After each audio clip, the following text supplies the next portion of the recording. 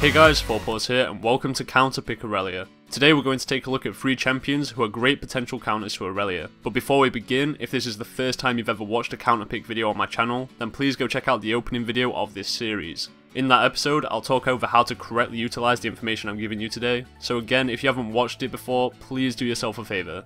As always, if you don't fully know today's champion's skill set, then check the description for a link to their wiki page so that you can keep up with this video. So let's get into it. Aurelia is almost a meme top laner where a vast majority of players view her as broken or overpowered. If she can cruise through the lane phase, she scales very well into the mid game, becoming a bruiser who will often assassinate carries in a 1 vs 1 scenario. With innate tenacity, great damage and mobility, it's no wonder many players decide on taking the fuck that option and simply opt to ban her out. In saying that though, when compared to other top lane champions, her lane phase is kinda weak, and she does fall off in the game if it reaches to the mega late stages. This is because she mainly scales with items, specifically Triforce, and levels in her hit and style ability. At level 9 she'll become a thorn in your team's side and a huge threat for your carries. Before we jump into the counters, let's break down some key information on Aurelia's kit to help you win the lane phase.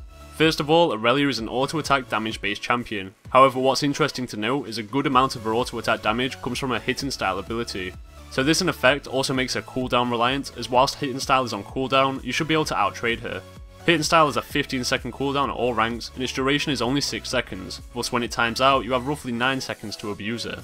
Secondly, always keep in mind that Aurelia has a huge effective range to engage upon her opponent. Blade Surge resets its cooldown whenever it kills a target, so keep an eye on your dying minions so that she doesn't catch you off guard when she uses them as a gap closer. And finally, Equilibrium Strike is a cooldown that you must track when trading Aurelia. Good Aurelia players often max this ability against their worst matchups as the stun ramps up to a respectable 2-second duration. She can do a lot of damage in those 2 seconds, so try to hold off of kill attempts until this ability is on cooldown. So today's first counterpick is Renekton. Renekton has always been a solid go-to counterpick for dealing with Aurelia. He trades through skill combos and is essentially an AD caster similar to that of Riven or Wukong. Utilise Renekton's kit by choosing to trade while your combos are ready and you have a good amount of fury built up. Aurelia simply can't ignore this damage, and you'll slowly drain her consumables and put her under a big amount of pressure. During these combos there's very little time for Aurelia to land her hit and style auto attacks onto you, thus the trades are often very favourable for Renekton.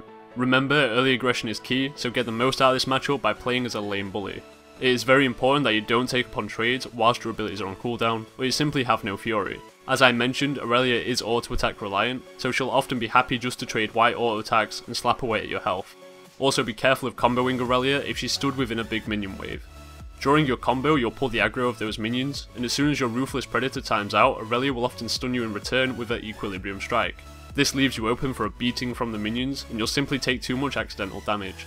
After the lane phase ends, Renekton's kit doesn't really offer that much to deal with Aurelia. You should always look out for holding her down during teamfights so that you can peel her off your carries, but otherwise your main job is ensuring you punish her early game and slow her down to a mid game power spike. Next up is Malphite, who is a personal favourite of mine when dealing with Aurelia. Malphite's kit is what I describe as a cock block that Aurelia can't itemize against and shouldn't have fun dealing with. Although neither of you have huge kill potential on each other during the lane phase, Malphite can still punish and bully Aurelia around. Not to the extent that Renekton can, but he can deny her any trade potential with his ground slam ability. This is one of the main reasons Malphite is so good against Aurelia. He can reduce her attack speed by up to 50% throughout the whole game. As I mentioned, Aurelia is very reliant on those auto attacks, so if you deny her some attack speed, it really hurts her damage output. There isn't much else to say in the lane phase, other than that it should be a farm lane unless she really messes up. Don't forget, Malphite does have a nice base damage on his abilities, and upon gaining his ultimate, he can punish Aurelia if she overextends. The only thing that you need to really watch out for is to not trade her whilst your ground slam is on cooldown, or else she'll just land too much true damage on you through her auto attacks. Once the lane phase ends, the counter potential in this matchup doesn't stop, as Malphite can constantly peel Aurelia from her targets. Remember that knockups are not affected by tenacity, so that if you land your unstoppable force on Aurelia, you get the full CC value. Also, you have some great items that are viable to build as Malphite that will upset Aurelia throughout the game. You can pick up a Frozen Heart, or a Randowind's Omen, or both, to cut down her attack speed and dampen her DPS.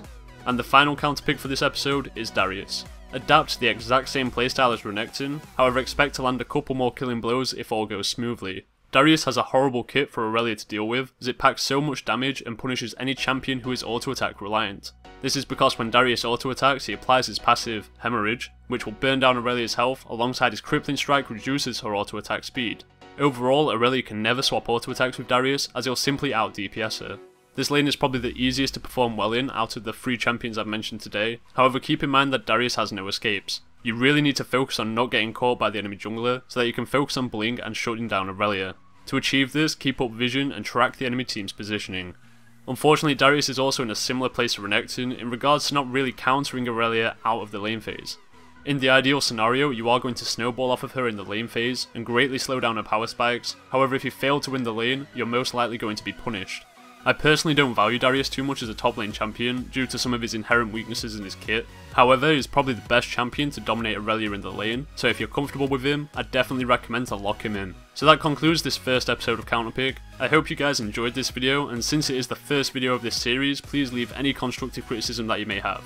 Also feel free to post your favourite matchups for facing Aurelia, and any tips or tricks that you have to beating her in the top lane. As always, don't forget to subscribe and leave a cheeky like if you haven't already. Thanks for watching guys, and I'll see you in my next video.